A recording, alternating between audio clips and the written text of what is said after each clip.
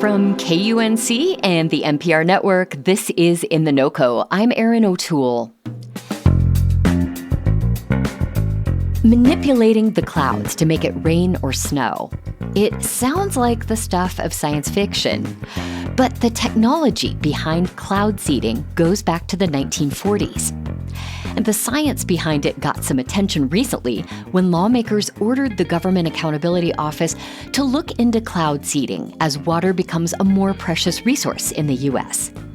The newly published report on cloud seeding says it's promising, but more research is probably needed before we make it part of any serious federal policies.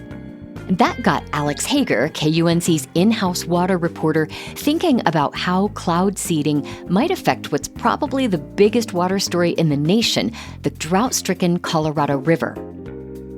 Alex joins us now to talk about what he learned from talking to water experts about cloud seeding and how it might help the Colorado River Basin. Alex, welcome. Thanks for having me back. Alex, cloud seeding has been happening for 80-some years. How does it work, and who makes use of it? Yeah, well, basically you find a cloud that is holding on to moisture but not dropping it. You go in either from the ground or with a plane, and you add a chemical to that cloud. Usually it's something called silver iodide, and it causes ice crystals or rain droplets to form, and then it falls as snow and rain. Even though it sounds pretty futuristic, this goes back decades. It's actually a lot lower tech than you might think. The federal government spent a lot of money researching cloud seeding back in the 70s, but they kind of pulled that back in the 80s. And since then, it's mostly been up to the states. So right now, there are 9 states, all west of the Mississippi, that are spending money on cloud seeding, and we are in one of them. I talked to the head of Colorado's cloud seeding program. He works with a budget of about $1.5 million every year. So that comes from the state, but also sometimes that's money from ski resorts and farm districts, because there's a really diverse group of people who want to know if this can really change the game for water. Absolutely. So the main ingredient you mentioned used in cloud seeding is silver iodide. Is that dangerous? As far as we can tell, it is not. The people who run these cloud seeding programs say they believe it's safe. But one of the things that this federal study said was when it comes to cloud seeding, there's just a lot we don't know because we're not doing it on a very large scale. All the science we have so far says that it's safe, but the report is asking if that would change if we did more cloud seeding. But even that report doesn't really speculate about any major harms to human health. The one potential concern it raises is silver ions are antimicrobial, and if they fell in rivers and lakes, they might kill some of the good bacteria that live there. Oh, that's interesting. So, Alex, how accurate is cloud seeding in terms of scientists being able to control where the precipitation falls? Right now, we understand it to be pretty local. The scientists behind the federal study said it's only a radius of a few dozen miles.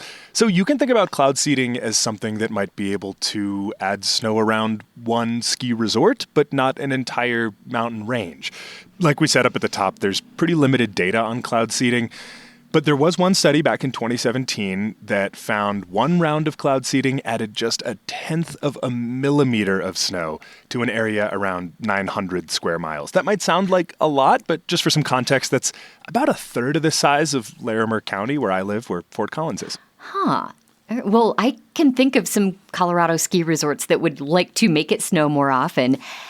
Have ski resorts done any experimenting with cloud seeding? They have here and there. One notable example was Vail Resorts. They had been one of the biggest funders of Colorado's cloud seeding program for decades, but then back during the pandemic, they pulled out because of financial reasons. Okay. Let's come back to the Colorado River here. The Colorado River Basin has seen dwindling water supplies and increased haggling over how much water is available for states and cities in the region. How might cloud seeding be helpful in improving conditions along the Colorado River? Yeah, that is a great point. The reason there is big interest and potentially some big money in cloud seeding, that is not because of skiing, it is because of this, the Colorado River. It supplies about 40 million people across the West, and 2/3 of all that water for all the cities and farms from Wyoming to Mexico, it starts as snow right here in Colorado. So if we can increase the amount of snow, we can add more supply to a river that has more demand than it has water right now. A big part of the reason we're in this mess is because Mother Nature is bringing warmer, drier to the mountains, thanks to climate change. And this could be a way for humans to put a thumb on the scale and maybe change that equation a little bit. Now, Alex, you talk to a lot of water experts in your work. How seriously is anyone advocating for this as a solution to lower water levels along the Colorado River?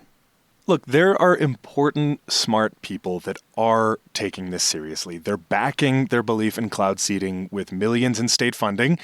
But here is the catch. They say it's just one small tool in the tool belt we're going to need to use to solve the Colorado River crisis. Realistically, they know it would be easier and cheaper to work on demand rather than supply. For example, they can pay farmers to use less water on their crops. That might be tough and expensive, but when you compare it to literally trying to change the weather, it might be a little more reasonable. You have covered some of the more outlandish proposals to put more water in the Colorado River. These include a pipeline from the Mississippi River all the way to the southwest. When you take a step back, how viable does cloud seeding seem as a solution, compared to that pipeline? It is definitely on the more reasonable side of things than a cross-country pipeline. But look, if you ask anyone in charge of solving the Western water crisis, they will tell you that there is no one silver bullet here. One water manager I talked to said we are more likely to get out of this problem with silver buckshot. He means turning all the knobs a little bit, both supply and demand. So we can incentivize farmers to use less water. We can deploy new technology in cities that helps them use less. And at the same time, we can try to add more water on the supply side through things like cloud seeding. So, Alex, what happens now, and how realistic do you think cloud seeding will be as something that we use to help the Colorado River? Well, the conclusion of this very agnostic government report is actually the same thing that advocates for cloud seeding have been saying for a long time. They're saying this technology deserves more research, it deserves more funding, and really people who use the Colorado River need to figure out its true potential. We are at a point right now where the Colorado River could use all the help it can get. So you've got even, pretty pragmatic water managers saying it is worth trying this kind of solution just to see how much it can help. That said, it is not going to be cheap. Over the past few years, the Colorado River has actually gotten a lot of financial help from the federal government to experiment with potential solutions. But right now, that kind of money, the billions of dollars that the Colorado River enjoyed under the Biden administration, that kind of money faces a very uncertain future under this new Trump administration.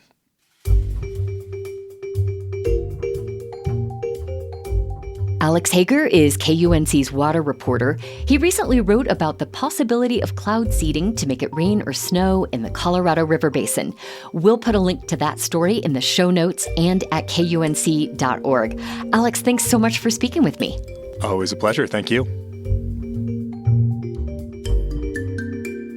That's it today for In The NoCo. I'm Erin O'Toole. Thank you so much for listening.